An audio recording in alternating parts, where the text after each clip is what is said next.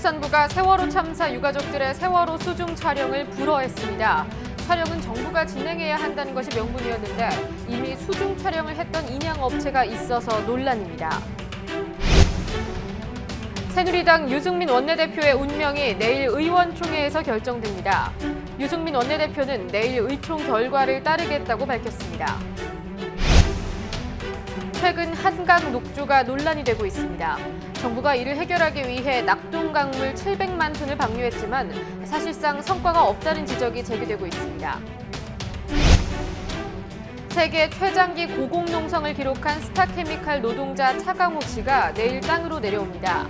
400여일간 복직투쟁을 해온 스타케미칼 해고 노동자 11명은 사측과 복직을 합의하기로 했습니다.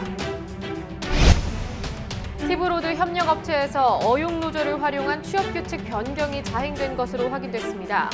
기존 노조에 속해 있었던 노동자들은 노조 자격이 없는 외주업체 사장들도 취업규칙 변경에 동원됐다고 주장합니다. 삼성물산과 엘리언 매니지먼트의 소송전에서 법원이 삼성의 손을 들어줬습니다. 삼성 측이 법적 정당성을 얻었다며 반색하고 있는 가운데 가업 승계를 위한 인수합병 자체가 부당하다는 지적도 이어지고 있습니다.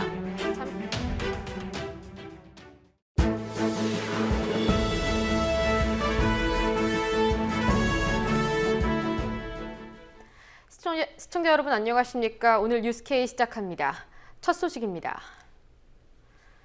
해양수산부가 오늘 세월호 참사 희생자 가족 측의 세월호 수중 촬영을 불허했습니다. 정부가 인양 과정에서 촬영할 것이라는 이유였는데 이미 선체 촬영을 진행한 인양업체가 있었다고 합니다. 지금 진도 팽목항에 나가 있는 김현주 PD 연결하겠습니다. 김현주 PD. 네, 김현주입니다. 네, 가족들이 김현주입니다. 왜 팽목항으로 갔습니까? 그 이유부터 설명을 해주시죠. 가족들은 9월로 예정된 세월호 선체 인양에 앞서 선체 외부를 수중 촬영하기 위해 이곳으로 왔습니다. 4.16 가족협의회는 지난해 11월 수중 수색을 중단한 정부가 8개월간 세월호를 방치하고 있다며 미수습자, 유실 방지물 등이 제대로 붙어 있는지 확인하기 위해 가족들이 직접 수중 촬영에 나선다고 밝혔습니다. 세월호는 8개월 동안 저 끔찍한 맹골수로 아래에 방치되어 있습니다. 깨진 창문과 뜯어낸 선체를 얼기설기 메어놓았던 미수습자 유실 방지물이 지금도 제대로 제 역할을 하고 있는지 그 누구도 모릅니다.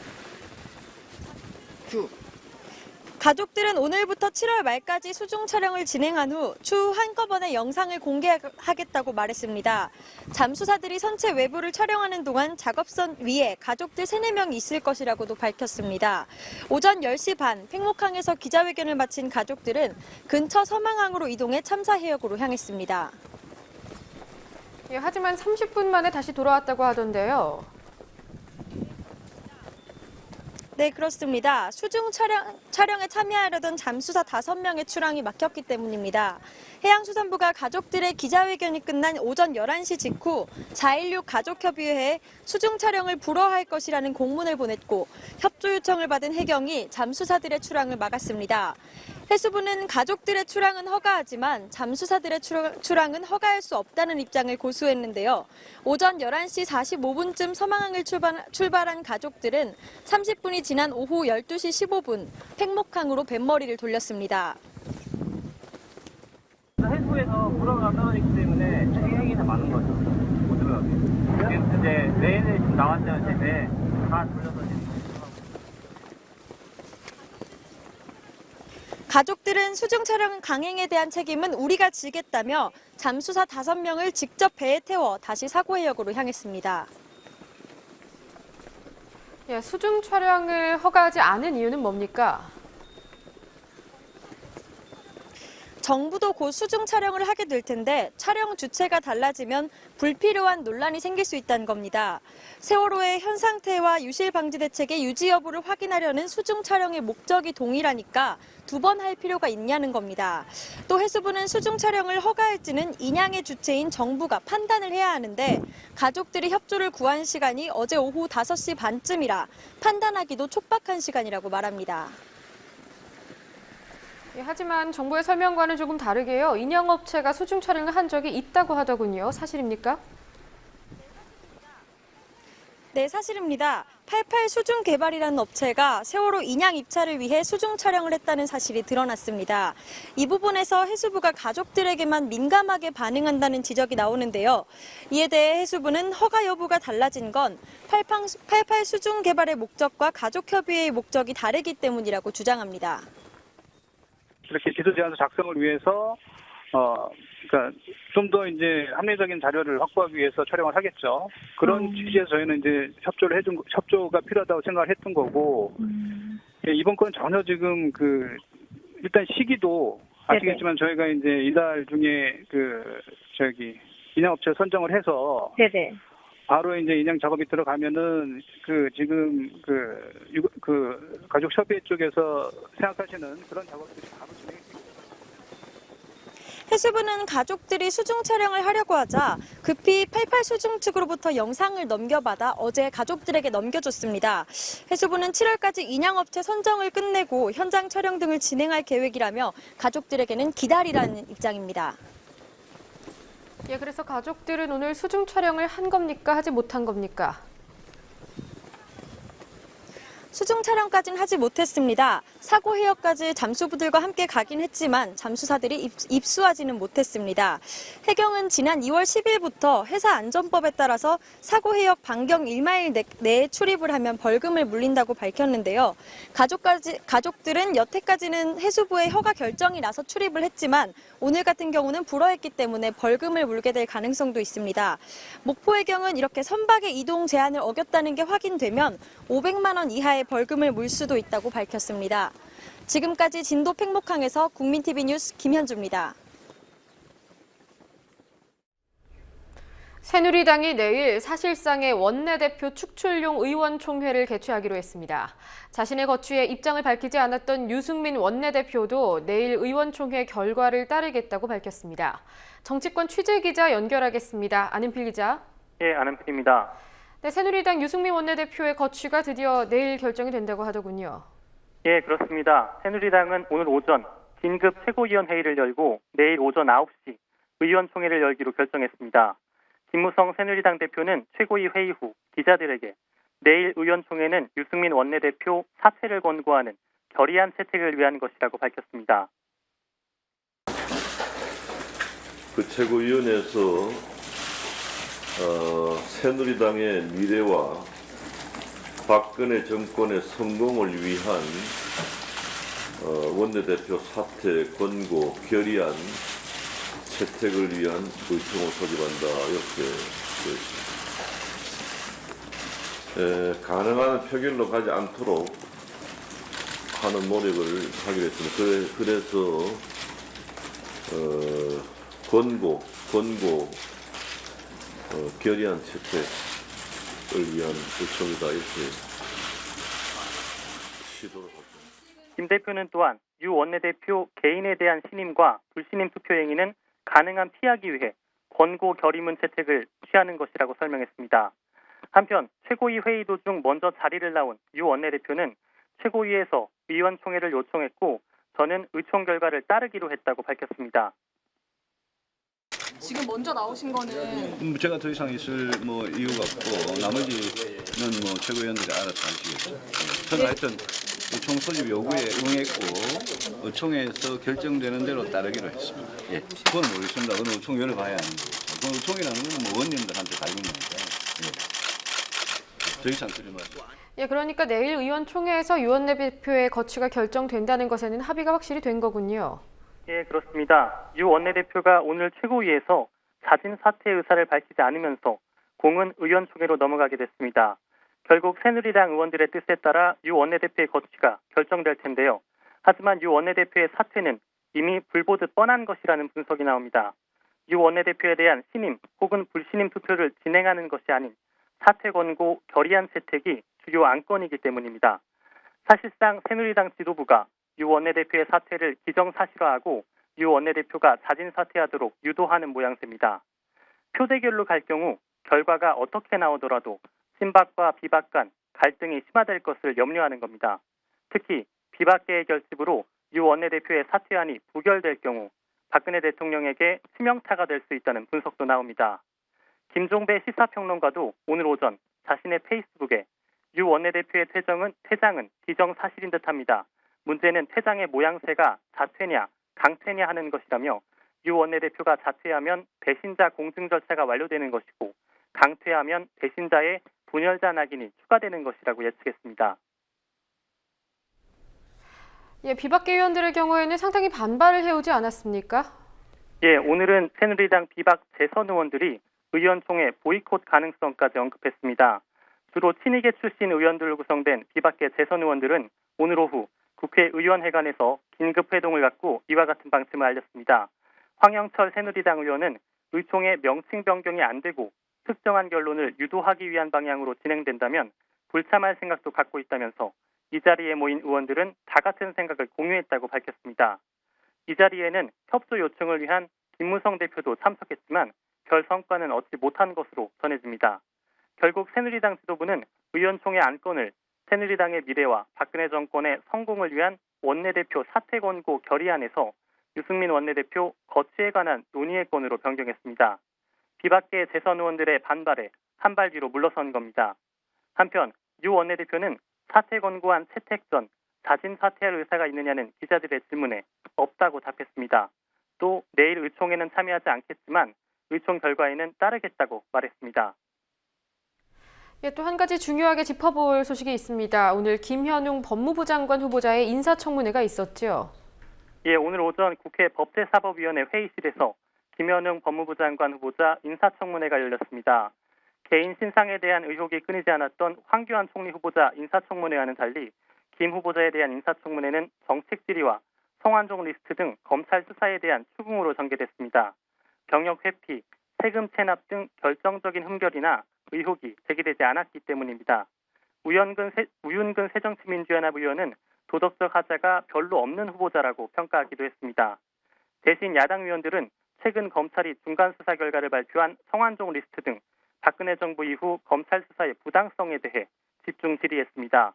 서영교 새정치연합 의원은 성완종 리스트에 이름이 오른 친박 인사들에 대한 검찰 수사가 미진했음을 지적하기도 했습니다.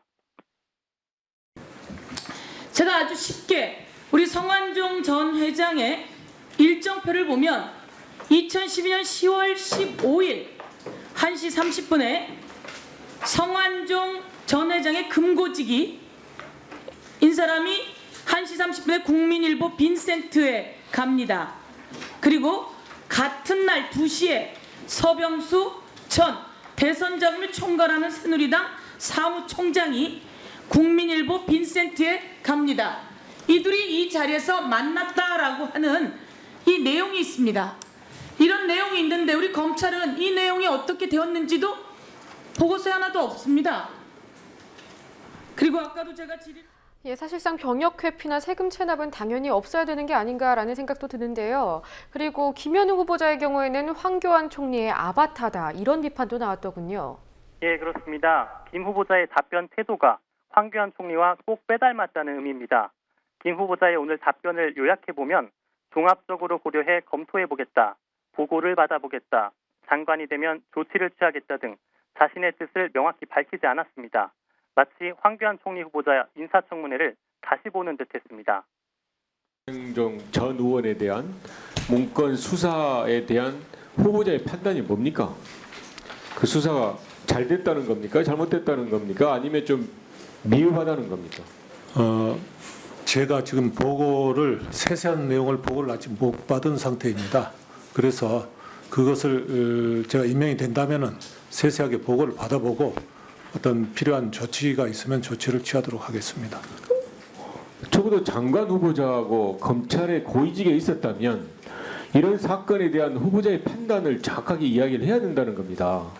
그걸 유보적으로 이야기해서 되겠습니까? 그러면 후보자에 대한 이에 서기호 정의당 의원은 김 후보자가 황교안 아바타라는 평가가 있다고 지적했습니다. 그 답변하는 방식이나 태도도 보면은 상당히 황교안 총리의 과거 법무부 장관 시절 답변과 굉장히 많이 닮아 있다 이런 생각을 좀 했고요. 황교안 총리가 법무부 장관 시절에 법무부와 검찰을 청와대 하명기구로 전락시킨 장본인인데 그런 부분들을 후보자가 되풀이할 것이다. 이런 것 때문에 바로 황교안 아바타라는 평가를 받는다고 생각을 합니다. 여야는 김 후보자 인사청문회가 끝나고 청문보고서 채택 여부를 논의할 예정입니다. 지금까지 국회에서 국민TV 뉴스 안은필입니다.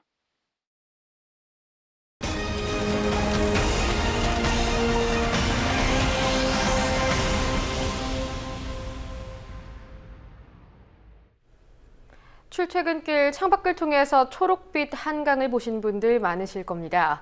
한강에서조차 이른바 녹조라떼가 발생하자 정부가 낙동강 물을 방류하는 해결책을 내놨는데요. 하지만 과연 효과가 있을지는 의문입니다. 조아라 기자와 이 사안 짚어보겠습니다. 안녕하십니까? 네, 오랜만입니다. 예, 어제 정부 대책으로 녹조가 사라질 거다 이런 언론 보도가 이어졌었는데 실제로 한강의 녹조가 좀 사라졌습니까? 네, 그래서 제가 지금 스튜디오에 어제 방류 작업이 있은 다음에 한강 녹조가 어느 정도인지 알아보기 위해서 이렇게 스튜디오 좀 가져왔습니다. 예, 제가 지금 오늘 떠온 건가요? 예, 오늘 떠온 거예요. 제가 냄새를 맡아봤는데 좀 악취도 좀 심하고요. 네. 효과가 있을지는 아직 미지수고요. 그리고 녹조 라떼라고 불리는 건데 오늘 정부 대책이 있은 이후, 어제 정부 대책이 있은 이후 오늘 준비가 안 된 것 같은데요. 사진을 한번 보겠습니다. 전후 비교 사진을 보겠습니다. 예, 지금 사진이 전후군요. 방류 대책 전후. 지난 5일에 지금 녹조가 떠 있는 한강 사진이고요. 그리고 오늘 사진입니다. 근데 좀 차이가 나 보이시나요? 예, 이렇게만 봐서는 큰 차이가 없어 보입니다. 네네, 큰 차이는 없어 보이는데요. 오늘 지금 저기 보이는 사진, 저 부근에 서울시가 어제 이어서 오늘도 한강에 계속 물을 부어왔는데요. 사진을 봐서는 그렇게 큰 효과가 있다고 말하기는 어려울 것 같습니다. 예, 정부가 대책으로 낙동강 700만 톤을 방류했다. 상당히 많은 규모인 것 같은데 이게 어떤 식으로 방류를 한 겁니까? 구체적으로? 네, 낙동강 2개의 보문을 일시적으로 연 건데요. 강정 고령보와 창녕 하만보를 열어서 낙동강 700만 톤이 방류됐습니다. 이것을 정부에서는 펄스 방류라고 하는데, 그러니까 정부는 물을 섞어서 녹조를 없앤다는 계획이라고 주장을 하고 있습니다. 그런데 정확히 말하면 유수량을 늘려서 녹조를 바다로 밀어내는 겁니다. 그러니까 녹조를 없애는 건 아니죠. 예, 그러니까 녹조 자체가 없어지게 하는 방안은 사실상 된 게 없는 거군요, 실현된 게. 네네, 그러니까 녹조가 바다로 흘러 들어가면 녹조가 그대로 남거나 또는 적조가 발생하게 됩니다. 보시는 사진은 작년 이맘때쯤에 촬영된 부산 광안리 해수욕장인데요. 앞서 부산 수영강 하류에 녹조가 발생을 했었는데 그때 발생한 녹조가 해류에 휩쓸려서 해수욕장까지 떠내려간 겁니다. 예, 바다가 그리고, 초록색이군요. 예, 그렇죠. 그리고 적조 현상은 동물성 플랑크톤이 과다하게 증식하면 바닷물이 붉게 변하는 현상을 말하고요. 녹조와 발생 원인이 같습니다. 그러니까 녹조가 적조의 원인이 되는 건데 바다의 수질이 악화될 수도 있습니다. 예, 조삼모사도 아니고 오히려 환경을 더 악화시키는 대책을 세웠는데 하지만 언론에서는 정부 대책으로 녹조가 없어질 거다. 방금 조아라 기자가 말한 것과는 정반대의 이런 해석이 나오고 있더군요. 네, 언론 보도에서 나온 전문가들의 평가가 완전히 틀렸다고는 할 수 없지만 앞서 말씀드린 점을 보더라도 정확한 보도 내용이라고 할 수는 없습니다. 일시적인 효과라는 평가가 지배적인데요. 언론에서는 정부 대책의 긍정적인 면만 부각한 셈이죠.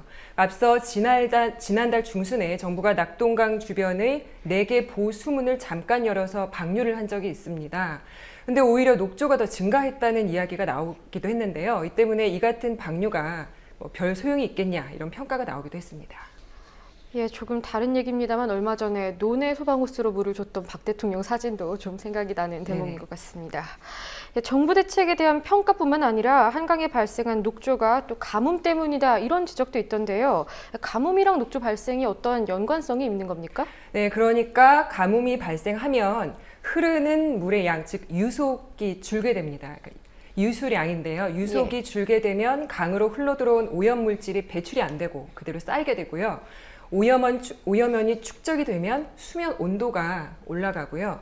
그 상태에서 햇빛을 받으면 식물성 플랑크톤, 즉 녹조 세포류의 광합성 작용이 활발해지면서 그 녹조가 증가하게 되는 겁니다. 예, 이 점에서 생각을 해보면 가뭄이 한강 녹조 원인이다 이렇게 정부가 주장을 하고 있는데 믿을만하다고 볼 수 있는 겁니까?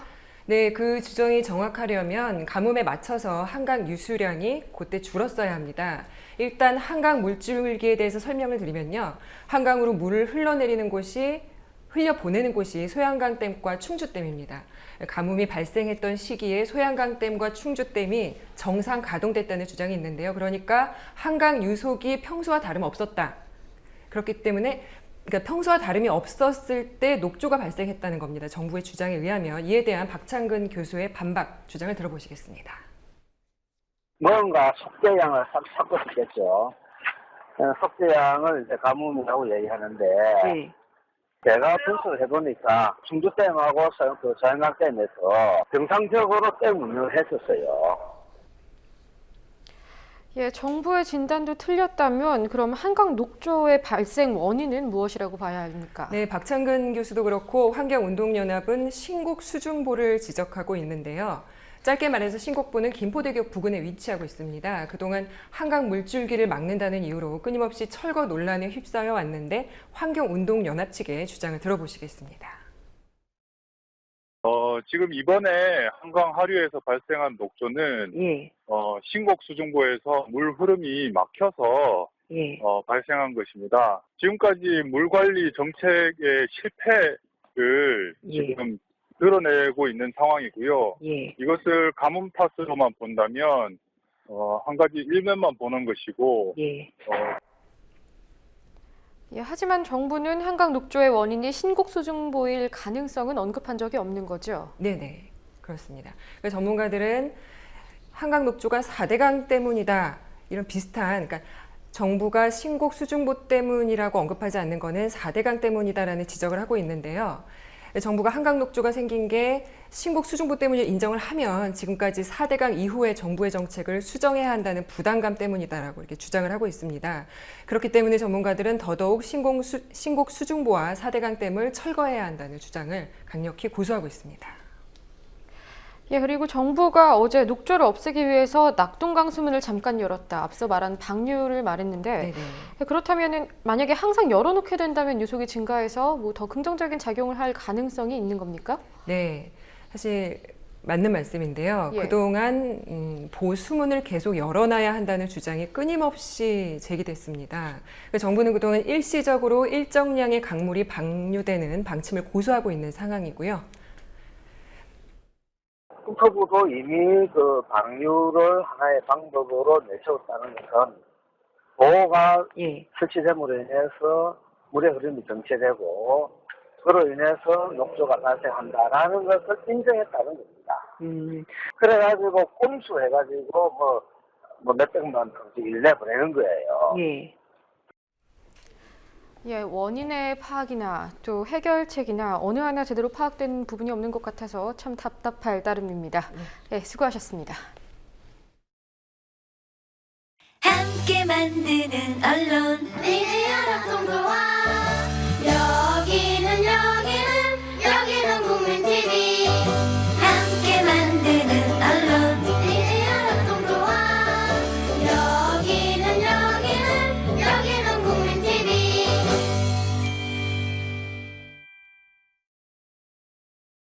부당해고에 맞선 고공농성이 세계 최장 기록으로 이어지기까지 408일. 결국 해고자 11명 복직 합의를 이룬 스타케미칼 노동자 차광호 씨가 내일 땅을 밟게 됩니다. 시민사회에 관심을 호소하기 위해 하늘에 오른 노동자들은 차광호 씨뿐만이 아닙니다. 언제 또다시 최장기 고공농성 기록이 경신될지 모르는 일인데요. 시민사회에 관심을 촉구하는 노동계의 호소가 이어지고 있습니다. 성지훈 기자가 보도합니다. 해고자 복직을 요구하며 45m 높이의 굴뚝위에서 농성을 이어가던 스타케미칼 해고 노동자 차광호 씨가 마침내 땅을 밟습니다. 오늘로 407일 세계 최장기 고공농성 기록입니다. 스타케미칼 노사는 모기업인 스타플렉스가 설립하는 법인으로 해고자 복직투쟁위원회 노동자 11명 전원의 고용을 보장하고 노동조합과 단체 협약을 승계하기로 합의했습니다. 한국합삼이라는 예전 이름으로 더 잘 알려진 스타케미칼은 모기업인 스타플렉스의 흑자에도 2013년 1월 일방적인 폐업 절차에 들어갔고 노동자들을 정리해고했습니다. 차강호 씨는 이에 항의해 지난해 5월 27일 굴뚝위에 올라갔고 고용과 단협을 승계하라고 요구하며 세계 최장기의 고공농성을 이어왔습니다. 어제 차강호 씨의 농성 해제 소식이 전해지면서 전국 각지의 고공농성장에 이목이 집중되고 있습니다. 차강호 씨가 내일 땅을 밟으면 고공농성은 모두 3곳이 남습니다. 서울 한복판 인권위 건물 옥상 전광판에는 기아자동차 사내하청 노동자인 최정명 씨와 한기엽 씨가 27일째 고공농성을 진행 중입니다. 이들은 기아자동차의 모든 사내하청 노동자를 정규직으로 전환하라고 요구하고 있습니다. 인권위 옥상 전광판엔 피뢰침과 농성자들의 몸을 연결한 밧줄 외엔 안전장치가 전혀 없어 곧 다가올 장마철과 태풍에 이들의 안전이 심각하게 우려되는 상황입니다. 제일 걱정되는 건 안전인 것 같아요. 지금 올라갈 때부터 지금까지 계속 저희 이제 페이스북으로 이제 계속 저희 신랑 남편 이제 생활을 계속 보고 있고요. 보시면 뭐 다들 공감하실 텐데 너무나 좁은 위치에 있는 거잖아요. 그리고 그 판이 너무나 뜨겁다고 뭐 지금 뭐 계란 후라이를 할 정도로 지금 뜨거운 그 열판에 2명이 좀 올라가 있어서 그게 제일 걱정이 되는 부분입니다. 거제에선 대우조선해양 하청노동자 강병재 씨가 90일째 공장 안 50m 크레인에 올라 복직을 요구하고 있습니다. 강 씨는 2007년 해고된 뒤 88일간의 고공농성 등 복직 투쟁을 거쳐 채용 확약을 받고 회사로 복귀했지만 약속은 이행되지 않았고 지난 4월 2번째 고공농성에 돌입했습니다. 부산에선 막걸리 생산업체인 생탁의 노동자 송봉남 씨와 택시기사 심정보 씨가 노동조합 인정과 처우 개선 등을 내걸고 부산시청 앞 10m 전광판에 올라 있습니다. 오늘로 83일째입니다. 이들이 전광판에 오른 이유는 교섭창구 단일화법 때문입니다. 생탁 사측은 별도의 노조를 만들어 교섭 대상으로 삼았고 심 씨가 속한 택시 사업자의 경우 이미 설립된 노조가 사측의 입장을 대변하고 있습니다. 2명의 노동자가 속한 일반 노조는 교섭창구 단일화법으로 교섭도 한번 해보지 못한 채 고공농성을 시작해야 했습니다. 이 밖에도 지금은 해제했지만 평택의 쌍용자동차 공장과 동국대, 전주의 아파트 공사 현장 등 올해 들어서만 9곳에서 고공농성이 벌어졌습니다. 이들은 주로 비정규직 문제, 해고자 복직 등의 요구를 내걸고 고공에 올랐습니다. 노동단체인 비정규직 없는 세상 만들기가 집계한 고공농성 분석 자료에 따르면 2000년부터 진행된 108건의 고공농성 중 77건이 비정규직 노동자들의 농성이었습니다. 비정규직 노동자들의 노동인권에 대한 문제의식이 사회 전반에 퍼지면서 이를 해결하기 위한 사회적 연대 활동도 이어지고 있습니다. 오늘 오전에는 경기 지역의 시민사회단체들이 기아차 사내하청 노동자들의 문제를 해결하기 위한 경기지역 대책위원회를 구성해 고공농성 현장을 찾았습니다.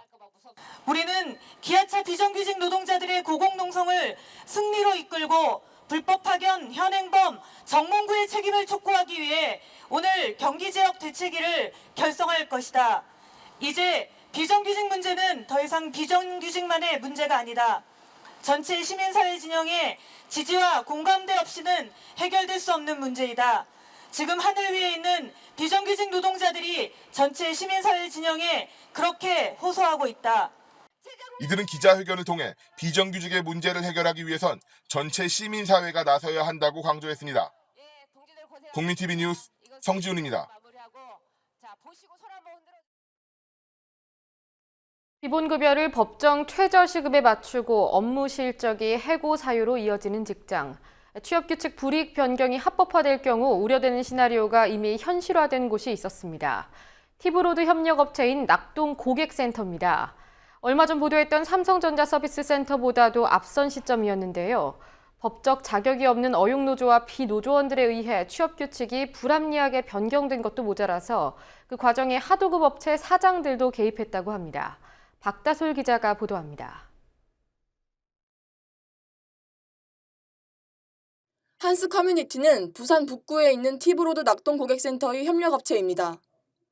이곳은 티브로드의 방송, 통신 영업을 담당합니다. 작년 4월 이곳에 한스 커뮤니티 노동조합이라는 새로운 노조가 탄생했습니다. 2달 뒤 낙동 고객센터는 새로운 노조와 비조합원들을 통해 취업규칙을 변경하게 됩니다. 우선 법정 최저임금이 기본급여가 됐습니다. 별도 수당은 분리해서 지급한다는 내용입니다. 개인별 영업 목표가 미달되면 페널티가 적용돼 영업수당이 차감됩니다. 회사가 지정한 실적에 미달한 경우엔 징계 절차에 들어갑니다. 1차는 경고, 2차는 정직, 3차까지 가면 해고됩니다. 취업규칙이 노동자 측에 불리하게 변경된 겁니다. 지난 6월 비노조원 중심으로 취업규칙 불이익 변경을 시도해 논란이 됐던 삼성전자 서비스보다 한 발 앞선 시점입니다. 절차 자체에도 문제가 있습니다. 취업규칙을 변경할 때 근로자에게 불리한 내용이 있다면 근로자 과반수의 동의를 얻거나 혹은 과반수를 대표하는 노조의 동의를 얻어야 합니다. 당시 취업규칙 변경에 동의한 인원은 근로자의 과반수가 넘었지만 여기엔 근로자로 보기 힘든 사람도 포함됐습니다. 제 하도급 외주업체 사장들입니다. 우리 노동조합 및 노동관계조정법에서는 사용자 지위의 사용자거나 사용자 지위로 봐야 되는 사람, 사용자를 위해서 일하는 사람들은 노동조합의 조합원으로서의 자격이 없다라고 돼 있어요. 기존의 노조조합원들은 취업규칙 변경에 대해 까맣게 몰랐습니다. 취업규칙 변경권에 대해서 노동부는 처리하고 있는 기간 동안 저희가 파업을 나와 있는 상태였고, 그러니까 저희 조합원들은 작년 10월 달에 복귀를 하고 나서 취업규칙이 변경됐다는 거를 11월쯤에 알았어요. 근데 그게 보니까 조합원들을 쉽게 해고할 수 있는 그런 조항들이 있었다. 한스 커뮤니티 노동조합은 취업규칙 변경이 완료된 후 해산했습니다. 취업규칙 변경에 동의했던 직원들도 그 후 도급계약자로 변경됐습니다. 하지만 정작 원청인 티브로드는 무책임한 태도로 일관하고 있습니다. 직원들을 직원으로 두지 않고 외주업체로 인원들을 더 고용을 해서 외주업체 간의 계약으로 니들이 할 수 있는 창구를 만들어 놓을 테니 니들이 알아서 해라 하고 방관을 하니까 사장들은 자신의 이윤을 극대화하기 위해서 그 방법을 또 활용을 하게 되는 케이스가 된 거라고. 오늘 희망연대 노동조합 케이블방송 비정규직 티브로드 지부는 서울 명동 티브로드 사무실 앞에서 기자회견을 열고 원청인 티브로드 본사가 하청 노동자들의 노동인권을 보장하라고 요구했습니다. 2년 전에 맺었다는 상생의 정신, 상생협약, 그 정신 어디로 갔습니까? 거기에 모자라 이제는 노동자들을 여러 가지 수단으로 내몰고 개인 사업자로 탈바꿈시키려고 하고 있습니다. 원청업체인 티브로드는 자기들 책임이 아니라고 할지 모르겠습니다. 그러나 아까 사회자께서도 말씀하셨지만은 진짜 사장이 책임져야 될 문제, 원청이 이 모든 것을 만들어낸 장본인입니다. 현재 노동계에서 취업규칙 변경은 가장 큰 이슈입니다. 정부가 내놓은 노동시장 구조 개선안의 핵심 중 하나는 사측이 노동자들의 동의 없이 취업규칙을 불리하게 변경할 수 있도록 허용하겠다는 것입니다. 국민TV 뉴스 박다솔입니다. 삼성물산과 미국계 사모펀드 엘리언 매니지먼트와의 소송 전 법원은 한 번 더 삼성의 손을 들어줬습니다. 삼성물산과 제일모직 간의 인수합병을 둘러싼 정당성 여부가 걸린 이번 소송전에서 삼성 측이 일단은 한숨 돌리게 됐다는 해석인데요. 하지만 이번 인수합병이 가업 승계를 위한 인수합병이라는 비판에서는 여전히 삼성도 자유롭지 못한 상황입니다. 이른바 족벌 기업과 해외 투기 자본의 싸움, 우리가 집중해야 할 부분은 무엇일지 최요한 시사경제평론가와 살펴보겠습니다. 안녕하십니까? 예, 안녕하십니까? 예, 삼성물산과 엘리언 매니지먼트의 법정 싸움에서 법원이 한 번 더 삼성 측의 손을 들어줬더군요. 그렇습니다. 지금 보니까 삼성물산 자사주 매각 금지 가처분 신청을 기각을 했죠. 그러니까 엘리언 매니지먼트가 KCC라고 이제 그 백기사 역할을 하는 그쪽 그 삼성물산 주식을 갖고 있는 그 KCC가 주총에 오면 안 되고 의결권을 행사하면 안 된다라고 이제 자사주 매각 금지를 신청했는데 법원에서 아니다라고 정리를 한 거죠. 즉 자사주 매각의 처분 목적 그리고 방식, 가격, 시기, 상대방 선정 등 모두 다 정당하다.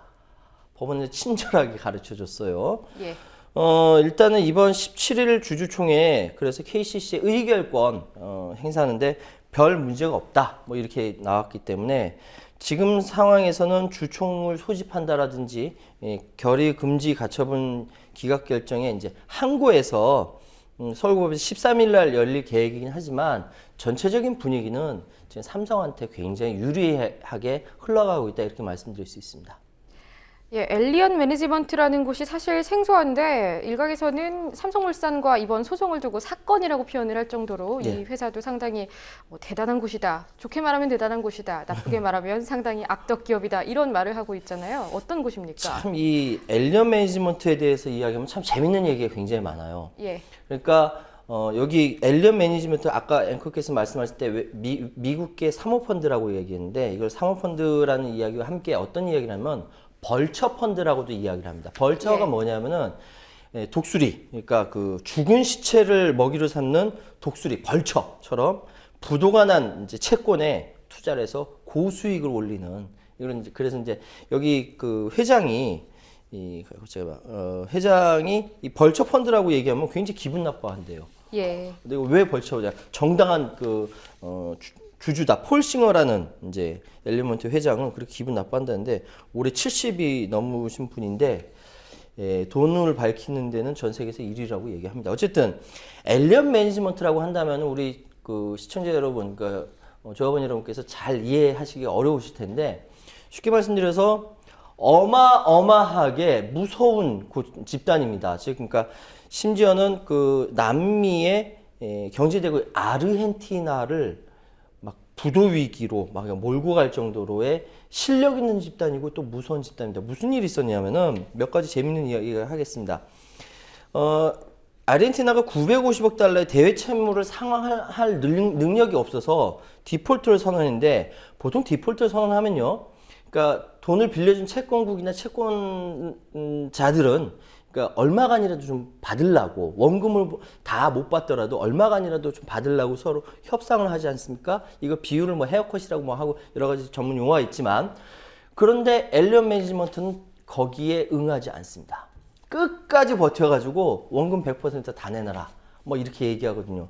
결국은 엘리언 매니지먼트가 아르헨티나랑 그 디폴트 선언 이후에 계속 이렇게 마라톤 협상을 통해서 2010년까지 뭡니까? 2001년부터 2010년까지 계속 협상을 하면서 헤어컷 비율 전액을 다 받으려고 했어요. 그래서 결국은 미국 그 법원에 제소를 해서 어떤 일이 있었냐면은 나이지리아에 그 정박되어 있는 아르헨티나 군함을 막 뭐랄까 이렇게 우리로 얘기하면 뺏어가는 거죠. 막 이렇게 채무 조정에 대해서는 이 정도로 굉장히 그 변제용으로 가져갈 정도로 굉장히 무서운 집단입니다. 근데 이 집단이 이 엘리언 매니지먼트가 삼성이라는 먹잇감이 생긴 겁니다.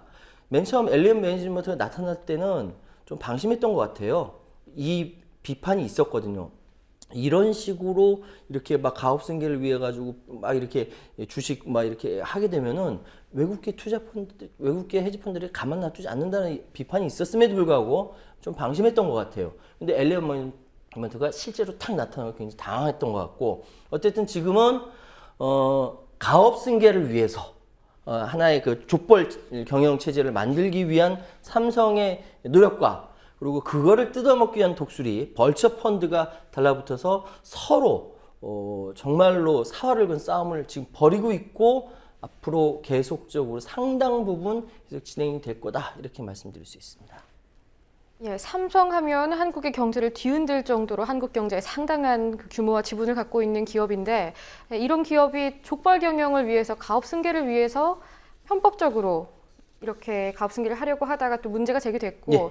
또 이러한 기업을 뜯어먹으려고 한다는 표현을 쓰셨는데 뜯어먹으려는 그런 벌처 펀드, 사모 펀드 둘 다 그렇게 긍정적인 역할을 하고 있는 것은 아닌 것 같은데요. 어디가 더 나쁘다고 봐야 할까요? 어디가 나쁘다, 어디가 좋다라고 이야기하기보다는 예. 과연 이 벌어진 현상에서 우리가 무엇을 배울 것인가에 대해서 이야기하는 것이 더 정확할 것 같아요. 예. 자, 엘리엇 지분은 삼성의 그 삼성물산 지분의 7.12%밖에 되지 않습니다. 그런데 다른 우호, 외국인 지분까지 같이 하니까 한 33%씩이나 되고요. 그리고 여기에 최대 주주는 국민연금입니다. 국민들의 세금으로 만들어진 국민연금이 여기 그 삼성물산의 11.21%를 갖고 있어요. 뿐만 아니라 국민연금은 또 제일모직에도 4.5%의 지분을 갖고 있거든요. 예. 그런데 전체적으로 봤을 때 외국인이 이기게 되면은 이번 합병은 무산이 되는 거예요. 제일모직과 삼성물산은 간에 합병은 무산이 되는 것이고, 이게 다시 그림을 짜야 되는 것이고, 만약에 삼성이 이기게 되면은 엘리엇은 삼성과 지분만 먹게 되겠죠. 문제는 이번 지분 싸움의 문제가 아니라 주주총회의 문제거든요. 그런데 주주총회에서 누가 이길 것인지는 아직 모르는 겁니다. 정말로 합병이 무산될 수도 있는 것이고요. 그런데 전체 그림은 지금 ISS라고 소위 얘기해서 주주총회가 이렇게 이렇게 완벽하느냐, 어떻게 가야 되냐, 이 의결권을 자문 기관이 ISS라는 세계적인 기관이 있고요. 또 글래스 루이스라는 기관도 있는데, 여기 모두 다 아니다. 이번에 삼성물산과 제일모직이 합병을 한 거는 주주들의 손해를 끼친 것이다. 그렇기 때문에 합병은 부당하다.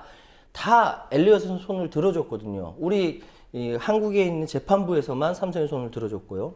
그렇기 때문에 외국인 입장에서는 이걸 어떻게 봐야 할 것인가. 외국인들 다 똘똘 뭉치면 33% 이거 합병 안 됩니다. 그런데 그 와중에 자기의 이익을 취하려고 하는 외국인들이 있기 때문에 삼성이 그나마 숨통을 트고 있는 상황인데, 그렇다면 이 근본적인 문제는 뭐냐면, 뉴욕타임스에 나왔지만 이 모든 행사들은, 삼성에서 벌어지는 이 모든 행사들은 다 모든 승계에 관한 것이다. 굉장히 냉철하게 이야기하고 있거든요. 사실은 그 가업을 승계해서 일을 잘한다라고 한다 하더라도 거기에 대한 세금을 내야 되고 이런 것들은 다 되는데, 우리 대한민국의 삼성이라는 그룹에 대해서 제어할 수 있는 그룹이 거의 제어할 수 있는 이게 정치 권력마저 먹히고 있는 상황이라고 얘기하니까, 그런 상황에서 지금 그 투자자의 눈길은 싸늘할 수밖에 없는 것이고, 지금 상황에서 누가 나쁘다 누가 좋다라는 얘기보다는 이것이 과연 대한민국의 올바른 착한 자본주의가 될 수 있을 것인가에 대해서 우리는 과감하게 질문을 해야 된다. 저 이렇게 말씀드리고 싶습니다. 예, 한국의 입장에서는 일단 주주의 입장에서만 보면은 어쨌든 인수합병이 주주들에게는 큰 이익으로 돌아오지 않을 것이다. 이렇게 의결권 자문기관이 세계적인 기관들이 말을 했고, 그렇다고 또 엘리엇의 손을 들어주기에는 또 벌처펀드에 한국의 기업이 먹힐 수 있는 오도 가도 못하는 상황인 것 같은데요. 결국 이러한 원인 제공은 삼성이 한 것이 맞지 않습니까? 그렇죠. 예, 그리고 이 가업승계라는 부분이 한국 재벌의 공통 분모인데, 이 가업승계가 사실상 그 기업의 발전을 오히려 저해하는 요소도 있다. 이런 지적도 많은데요. 얼마 전에 어이없는 법안을 하나 봤는데요. 새정치민주연의 박영선 의원이 이렇게 외국인들이 들어와서 마구잡이로 한국의 기업들에 대한 경영권을 흔드는 것을 방어하기 위한 법안을 내기도 했습니다. 그런데 그걸 뒤집어 얘기하면요, 이런 식의 불공정한 가업승계라든지 대기업의 경영권 방어를 위해서 쓰일 수도 있는 부분이거든요. 이런 부분들은 토론을 통해서 정해져야 되는데, 그렇지 않고 불쑥 법안이 나오니까 좀 섭섭하기도 합니다. 어쨌든 지금 상황은 왜 삼성이 이렇게 삼성물산과 제일모직을 합병시켜서 제일모직의 이름을 없애고 삼성물산이라는 이름을 하게 되냐. 바로 순환 출자의 고리를 끊고 단순화시켜서 이재용 부회장이 정말 지분을 제대로 해서 경영권을 강화시키려고 하는 노력입니다. 이 얘기는 뭐냐면은, 할아버지 이병철, 아버지 이건희, 자식인 이재용까지 이루어지는 3대 족벌체제가 완성된다는 의미고요. 이 3대 족벌체제가 대한민국에서 완성된다는 것은 더 이상 대한민국에서 삼성이라는 그룹에 대한 제어할 수 있는 힘은 없다. 정치 권력마저 거기다가 먹혀있는 상태다. 이렇게 해석할 수가 있습니다. 우리 국민TV는 먹히지 않겠죠.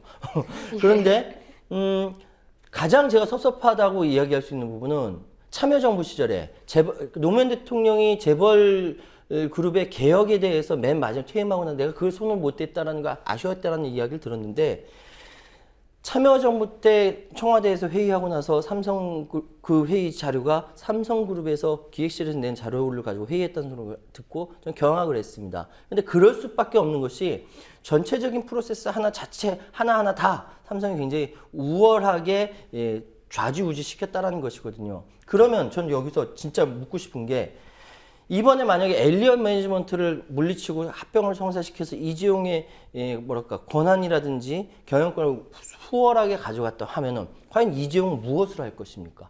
저는 그 질문을 삼성에다가 던지고 싶어요. 뭐냐 하면은, 지금까지 할아버지 때, 아버지 때, 지금 이재용 때까지 3대로 이어오면서 삼성이 도대체 어떤 비전을 갖고 있는가에 대한 답을 해오지는 못했어요. 물론 87년도에 그 이건희 회장은 그 지금까지 93년도구나. 휴대폰을 다 갖다 버리고 새로 막 키우면서 어마어마하게 이전에 있었던 이병철 회장이 갖고 있었던 삼성을 뛰어넘는 지금 사실상 굉장히 세계적인 기업으로 성장을 했거든요. 거기에서 가지고 있었던 모든 걸 바꿔라. 마누라와 자식만 빼놓고 모든 걸 바꿔라 하면서 여기까지 왔어요. 예. 그런데 지금 와가지고 선택과 집중을 한다라고 이재용 부회장이 이야기를 하지만 이번에 그 갤럭시 S6가 생각보다 그렇게 많이 팔리지 않았거든요. 더 이상 스마트폰을 팔아가지고 기업을 운영해 나가는 식의 방식은 삼성은 뒤떨어진다는 거예요. 샤오미에 치이지 않습니까? 중국의 샤오미에 치이고 애플에 치이고 중간에 소위 격한 말로 짜부가 돼서 어떻게 하지 못하는 상황이에요. 이건 뭐냐면 최고 경영자인 이재용 부회장이 세계에 대한 자기 비전을 제대로 알려주지 못하고 있다는 거죠. 세계 경영은 지금 다 어떤 식으로 하고 있냐면 프랑스 수능 시험이 바칼로레아라고 하거든요. 이거는 뭐 4시간 주고 거기다가 자기 의견을 다 써야 되는 건데 우리 한국은 지금 다 수능 시험 보고 있어요. 딸딸딸딸 외워가지고 보는 식으로 하고 있어요. 이것이 기업 경영도 똑같다라는 거죠. 삼성이 지금 가장 후진적인 부분이 굉장히 많음에도 불구하고 그런 부분도 선진적으로 바꾸고 나가면은 모르되 비전도 없어 경영도 후진적이야. 그럼 삼성이 더 이상 세계적인 기업이라고 인정할 수 없는 부분이거든요. 그래서 이렇게까지 엘리언 매니지먼트와 피 터지게 싸워가지고 경영권을 이재용이 갖는다. 그럼 이재용이 그 앞으로 무엇을 할 것이냐. 바로 이러한 세계가 바뀌고 있는데 삼성이 바뀌지 않고 있는 상황에 대해서 삼성은 반성을 해야 된다. 수능 시험을 보지 말고 바칼로레아 시험으로 바꿔야 된다는 말씀드리고 싶고요. 사고방식 바꿔야 되네요.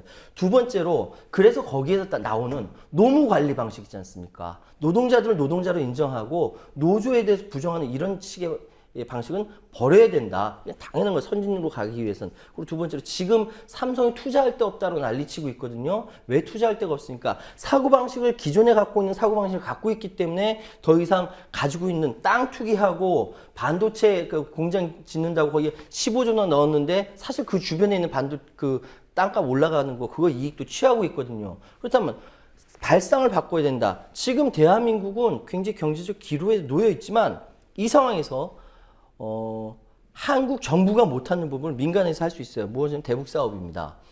북한에 대한 사업은요, 현대에게만 있는 것이 아니라 삼성이 먼저 치고 나가면 자금도 있어요. 치고 나갔을 때 제2, 제3의 개성공단 만들었을 때 대기업이 들어가서 대북 사업하고 남북 화해 협력을 먼저 이끌어 갈 수 있는 부분이 물론 바라보는 관점에 따라서 북한의 노동력을 착취하려고 그러냐 뭐 이런 식으로 했지만 일단 기본적으로 가지고 있는 자금을 사용하면서 북한의 자원이라는 인적 자원과 기술력이 합해졌을 때 이것이 되어 있을 때 한반도는 정말 누구도 건드릴 수 없는 어마어마한 나라가 될 수 있다고 생각하거든요. 이런 발상의 전환이 삼성이 필요해요. 예전부터 내려왔던 그런 족벌 경영 체제로는 세계에서 견디지 못합니다. 샤오미에 치이고 애플에 치여서 삼성은 죽습니다.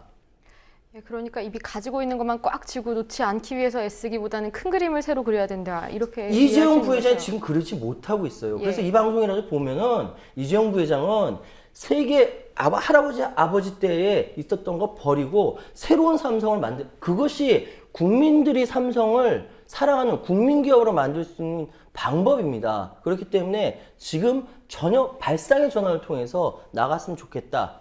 이 말씀 드리겠습니다. 어느 매체에선가 구글이나 애플의 CEO를 보면 부하 직원들이 상당히 존경하고 창조성에 놀란다. 하지만 삼성 CEO의 경우에는 주식을 잘하는 회장이다. 이렇게 생각을 한다는 글을 본 적이 있는데 그 표현도 오늘 말씀하신 것과 연관성이 있어 보입니다. 전 솔직히 이재용 회장이 누군지 모르겠습니다.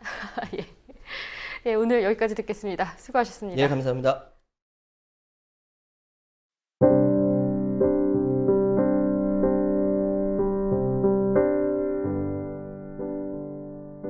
금배지라고도 부르는 소위 국회의원이면 꽤 한다는 벼슬인데 국회법 개정 제의와 관련해서 보인 여당 의원들의 침묵과 변심은 한심했습니다. 이렇게 불쌍해지기도 하는구나 싶었습니다. 세월호 특별법 시행령의 운명도 특위 구성도 덩달아 딱해지게 되었습니다. 법안 폐기로 국민적 슬픔과 분노는 국회에서조차 외면되었습니다. 민희가 자주 길거리로 광장으로 나가게 되는 까닭이 거기 있었습니다. 불황에 힘겨운 국민들은 그저 허탈할 뿐입니다. 민희를 대변한다는 명분으로 무성한 의원 나리들의 뿔은 잘라버려도 좋을 듯.